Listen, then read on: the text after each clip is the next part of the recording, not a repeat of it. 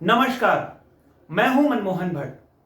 क्या उत्तराखंड सरकार कोई भी काम सोच समझकर कर रही है या फिर बिना किसी प्लानिंग या बिना किसी योजना के ही कामों को आगे बढ़ाया जा रहा है? उत्तराखंड सरकार की जो कार्यप्रणाली है वो हम सबके सामने दिखाई दे रही है और ऐसा लगता है कि बिना किसी प्लानिंग के कामों को अंजाम दिया जा रहा है। ये बात हम क्यों कर रहे हैं, इस बात को करने का क्या मकसद है और किस आधार पर हम ये बातें कर रहे हैं, ये मैं आपको आगे बताऊंगा। लेकिन सबसे पहले मैं आपको ये बताऊं कि कोई भी वैधानिक राजनीतिक घटनाक्रम किसी भी राज्य में जो होता है वो होता है विधानसभा सत्र का।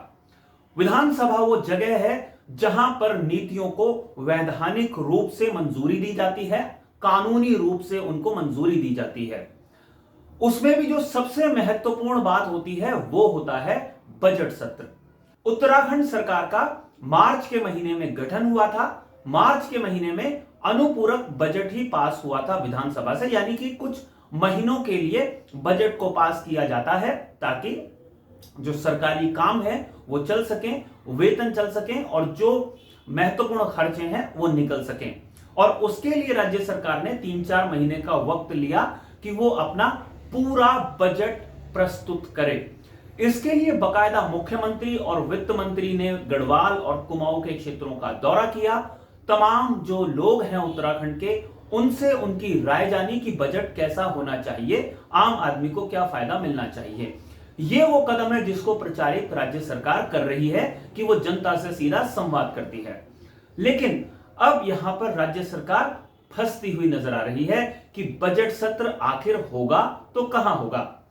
राज्य सरकार ने जो घोषणा की थी उसके मुताबिक बजट सत्र 7 जून से गैरसैंण में आयोजित किया जाना था।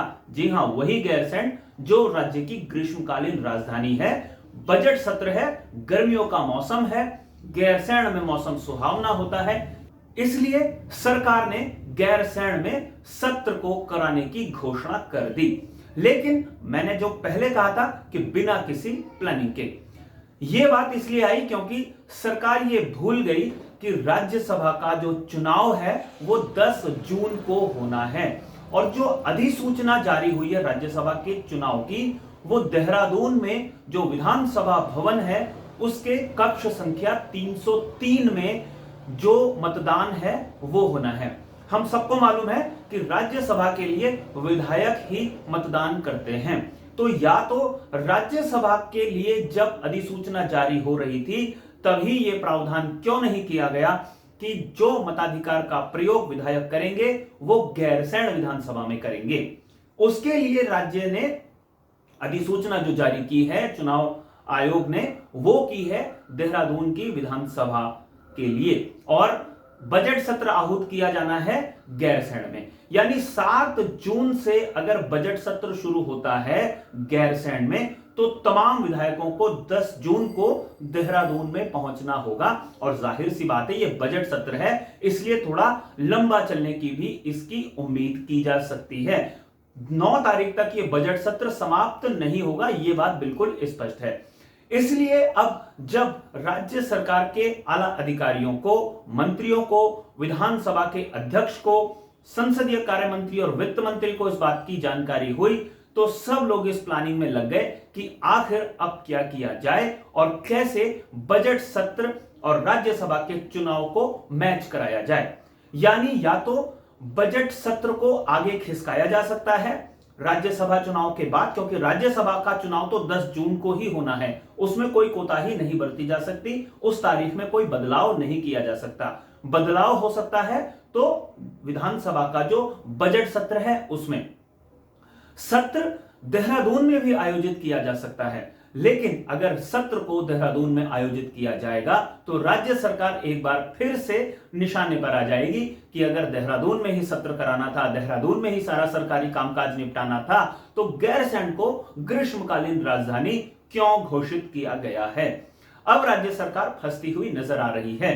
तमाम जो सरकारी विभाग इस संदर्भ में काम करते हैं वो मंत्रणाओं में जुटे हुए हैं। हालांकि वित्त विभाग ने अपनी पूरी तैयारी कर ली थी, क्योंकि बजट प्रस्तुत किया जाना था बजट सत्र में, इसलिए वित्त विभाग अपनी पूरी तैयारी करके बैठा था। लेकिन बजट कहां पर प्रस्तुत किया जाएगा, इसको लेकर असमंजस की स्थिति बनी हुई है और अब योजना प्लानिंग मंत्रणाओं का दौर चल रहा है। देखना यह होगा मंत्रणा कब होती है और अंतिम फैसला कब होता है। लेकिन सरकार की कार्यप्रणाली से यह बात तो स्पष्ट होती ही है कि बिना किसी प्लानिंग के बजट सत्र जैसे महत्वपूर्ण आयोजनों का तारीख ऐलान कर दिया जाता है और बाद में सरकार बैकफुट पर आ जाती है। राज्यसभा चुनाव के साथ बजट सत्र क्लैश कर जाता है। तो साथियों, सरकार की कार्यप्रणाली आने वाले दिनों में कैसी रहेगी, यह भी हम देखने की कोशिश करेंगे। तमाम तरीके की खबरें, विश्लेषण आपके सामने लेकर उपस्थित होते रहेंगे। अभी की रिपोर्ट के लिए मेरे को इजाजत दीजिए। जाने से पहले आपसे दो विशेष आग्रह। हमेशा की तरह, अगर आपको यह रिपोर्ट पसंद आई हो तो इसे लाइक जरूर कीजिए, इसे शेयर करके अपने मित्रों तक जरूर पहुंचाइए। और अगर आपने अभी तक हमारे इस चैनल को सब्सक्राइब नहीं किया है तो इस चैनल को सब्सक्राइब आप जरूर कर लीजिए। नमस्कार।